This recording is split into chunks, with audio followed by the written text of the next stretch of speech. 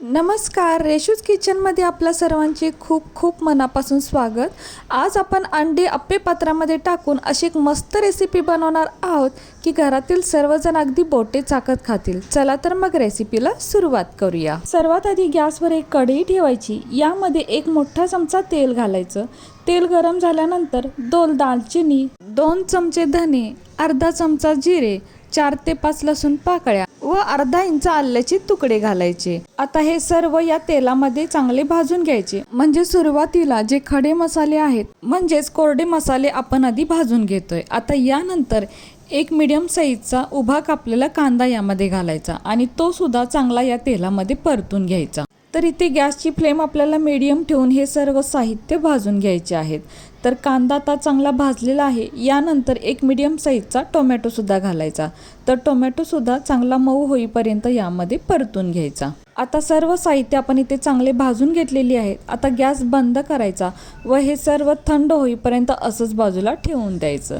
आता यानंतर इथे 3 अंडी घेतलेली आहेत। आता ही अंडी आपण एका भांड्यामध्ये फोडून घेऊयात। तर एका स्टॉलवरती ही रेसिपी मी पाहिली होती, खूप छान बनवली होती। म्हटलं चला आपल्या पद्धतीने ही रेसिपी बनवून पाहूया। तर इथे मी सर्व अंडी फोडून घेतलेली आहे। आता यामध्ये एक मीडियम साईजचा बारीक चिरलेला कांदा घालायचा, तसेच एक मीडियम साईजचा बारीक चिरलेला टोमॅटो सुद्धा घालायचा, तसेच मूठभर बारीक चिरलेली कोथिंबीर सुद्धा घालायची, तसेच छोटा पाव चमचा हळद, पाऊण चमचा लाल तिखट व चवीपुरते म्हणजे छोटा पाऊण चमचा मीठ सुद्धा घालायचं। इथं आपण लाल तिखट थोडंसं कमीच वापरलेलं आहे।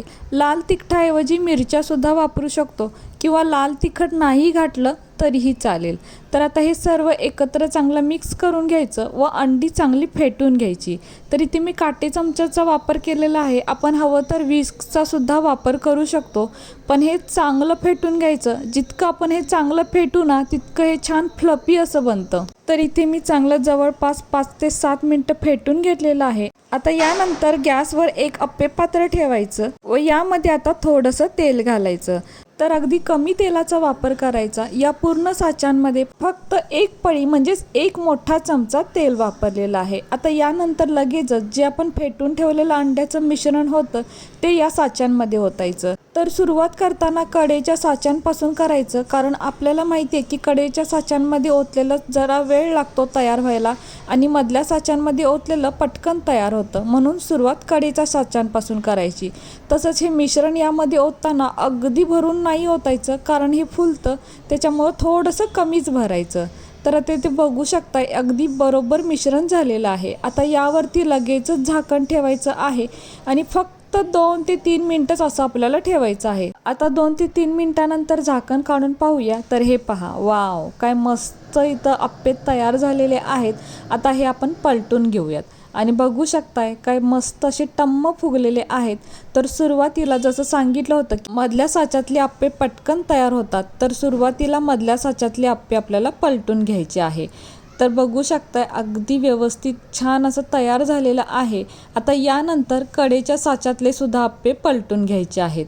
तर अगदी मस्त हे अंड्याचे अप्पे तयार होतात। तसेच गॅसची फ्लेम आपल्याला इथे लो टू मीडियममध्ये ठेवायची आहे। तर अंड्याचे वेगवेगळे पदार्थ आपण नेहमीच बनवतो, कारण ते झटपट होतात। तर अशा पद्धतीचे अप्पे तुम्ही कधी बनवलेले आहेत का? तर बघू शकताय हे तर सर्व अप्पे पलटून झालेले आहेत। आता दुसऱ्या साईडने सुद्धा आपल्याला हे अप्पे भाजून घ्यायचे आहेत। यावरती झाकण ठेवण्याची गरज नाही, असंच फक्त भाजून घेतलं तरीही चालेल। तर आपल्याला हे असं 1 ते 1.5 मिनिटच फक्त ठेवायचं आहे, दुसरी साईड भाजायला जास्त वेळ लागत नाही। तर बघू शकता हे तयारसुद्धा झालेलं आहे। दुसऱ्या साईडने सुद्धा हे छान फुललेले आहेत। आता मधले अप्पे आपण सर्वात आधी काढून घेऊयात। तर हे पहा, आणि अगदी छान असे टम्म फुललेले सुद्धा आहेत, कारण आपण हे मिश्रण तितकं छान फेटलेलं होतं। जितकं आपण हे मिश्रण छान फेटू तितके हे अगदी छान फुलतात। तर आता सर्व अप्पे आपण काढून घेत आहोत आणि सर्वच्या सर्व अगदी छान तयार झालेले आहेत। तर हे पहा, अगदी सुंदर इथे हे अप्पे तयार झालेले आहेत। आपण हवं तर हे ब्रेकफास्ट म्हणजे नाश्त्यासाठी असंच खाऊ शकतो। अगदी पौष्टिक असा नाश्ता आणि सुंदर हा नाश्ता तयार होतो आणि अगदी हे झटपट असे अप्पे तयार होतात, खूप टेस्टी सुद्धा लागतात, मुलं सुद्धा आवडीने खातील। तर आता आपण पुढची रेसिपी पाहूया। तर आता यानंतर पुन्हा इथे मिक्सरचं भांडं घ्यायचं व आपण मगाशी जे भाजून ठेवलेले मसाले होते ते आता यामध्ये घालायचे। त्यानंतर यामध्ये आता पाऊण वाटी खोवलेलं खोबरं सुद्धा घालायचं। त्यानंतर मूठभर हिरवी कोथिंबीर घालायची व यावरती आता झाकण ठेवून हे मिक्सरला चांगलं बारीक फिरवून घेऊयात। तर इथे कमी पाण्याचा वापर करून हे मिक्सरला बारीक वाटून घेतलेलं आहे। आता यानंतर गॅसवर एक कढई ठेवायची व यामध्ये आता 2 पळी म्हणजेच 2 मोठे चमचे तेल घालायचं। तेल थोडंसं गरम झाले की यामध्ये अर्धा चमचा जिरे घालायचे। तर जिरे चांगले फुलले पाहिजेत। यानंतर एक मीडियम साईजचा कापलेला कांदा घालायचा। तर कांदा इथे बारीक किंवा लांब लांब कापून घातला तरीही चालेल। तर कांद्याचा हलका कलर बदलेपर्यंत या तेलामध्ये चांगला भाजून घ्यायचा। यानंतर मिक्सरला बारीक वाटून घेतलेला मसाला यामध्ये टाकायचा। तर बघू शकता मसाला इथे घट्टच ठेवलेला आहे, म्हणजे मसाला वाटताना अगदी कमी पाण्याचा वापर करायचा। आता हा मसाला या तेलामध्ये चांगला परतून घ्यायचा। तर मसाला इथे जास्त भाजण्याची गरज नाही, कारण मसाला करताना आपण सर्व साहित्य इथे भाजूनच घेतलं होतं। आता यानंतर यामध्ये छोटा पाव चमचा हळद, तसेच 1 चमचा लाल तिखट, अर्धा चमचा गरम मसाला व चवीपुरते म्हणजे अर्धा चमचा मीठ घालायचं। आता घातलेले सर्व मसाले या तेलामध्ये थोडे परतून घ्यायचे। यामध्ये हवे असल्यास थोडीशी काश्मीरी लाल मिरची पावडर मिक्स केली तरीही चालेल, म्हणजे रेसिपीला कलर अगदी छान येतो। तसेच तिखटाचे प्रमाण आपल्या अंदाजानुसार कमी जास्त केले तरीही चालेल। आता मसाले चांगले भाजल्यानंतर यामध्ये थोडंसं पाणी घालायचं। तर इथे मी 1 वाटी पाणी घालत आहे। आपल्याला जशी ग्रेव्ही हवी आहे, घट्ट किंवा पातळ, त्या प्रमाणात इथे पाणी वापरायचं आहे। तर आता मी फक्त 1च वाटी पाणी घातलेलं आहे, पण मला हे थोडंसं कमी वाटतं, कारण थंड झाल्यावरती हे अजून घट्ट होतं। तर इथे मी अजून थोडं म्हणजे अजून अर्धी वाटी पाणी ओतलेलं आहे। आता पुन्हा एकदा हे थोडंसं ढवळून घेऊया। आपल्याला जशी ग्रेव्ही हवी आहे त्या प्रमाणात इथे आपण पाणी वापरायचं आहे।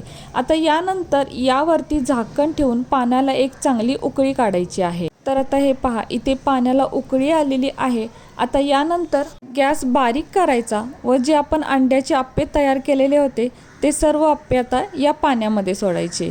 हवं तर इथे एकाचे 2 भाग केले तरीही चालतील, पण मी आता असेच अखंड अप्पे यामध्ये सोडत आहे। तर बघू शकता आता सर्व अप्पे या पाण्यात आपण सोडलेले आहे। यानंतर चमच्याने यामध्ये चांगले मिक्स करून घ्यायचे, म्हणजे थोडेसे चमच्याने ढवळून घ्यायचे। तर हे पहा, आता ग्रेव्हीसुद्धा पहा, आता ही एकदम बरोबर वाटते। आता हे चांगले मिक्स झाल्यानंतर पुन्हा यावरती झाकण ठेवायचं व याला एक उकळी काढून घ्यायची। आता हे आपल्याला जास्त शिजवत बसण्याची गरज नाही। तर आता पाण्याला उकळी आलेली आहे आणि आपली ही रेसिपी तयार आहे, कारण अप्पे आपण ऑलरेडी तयारच करून घेतलेले होते व मसाला सुद्धा आपण इथे भाजूनच घेतलेला होता। आता गॅस बंद करायचा आणि बघू शकताय हे अंड्याची इतकी छान अशी रेसिपी इथे तयार झालेली आहे। तर इथे बघू शकताय किती मस्त अशी ही रेसिपी तयार झालेली आहे। तर हे पहा, पाहूनच तोंडाला पाणी सुटतं आणि अगदी घमघमाट सुटलेला आहे या रेसिपीचा। जर आपल्याला सुकी रेसिपी बनवायची असेल तर पाण्याचा वापर यामध्ये कमी करायचा। आणि आता जरी ही रेसिपी थोडी पातळ म्हणजे सैल वाटत असली तरी थंड झाल्यानंतर ही ग्रेव्ही अजून कमी होते, म्हणजे थोडीशी घट्ट होते। आता एका प्लेटमध्ये आपण ही रेसिपी काढून घेऊयात। तर बघू शकताय अगदी गरमागरम खूप छान आणि टेस्टी लागते। चपाती, भाकरी किंवा भातासोबत हे अगदी छानच लागतं। बनवायला वेळ सुद्धा कमी लागतो, झटपट बनते, कमी साहित्यात बनते आणि अगदी घरच्या साहित्यात तयार होते। तर कशी वाटली तुम्हाला ही आजची रेसिपी जर तुम्हाला आवडली असेल तर आपल्या माणसांसोबत नक्कीच शेअर करा। आणि हो, व्हिडिओ जर तुम्हाला आवडला असेल तर प्लीज आपल्या या व्हिडिओला एक लाईक नक्कीच करा। नवीन असाल तर चॅनलला सबस्क्राईब करा, सोबत बेल आयकॉन प्रेस करा, म्हणजेच मी बनवलेले असेच नवनवीन रेसिपी सर्वात आधी तुम्हाला मिळतील। आता पुन्हा भेटू अशाच एका नवीन रेसिपी सोबत।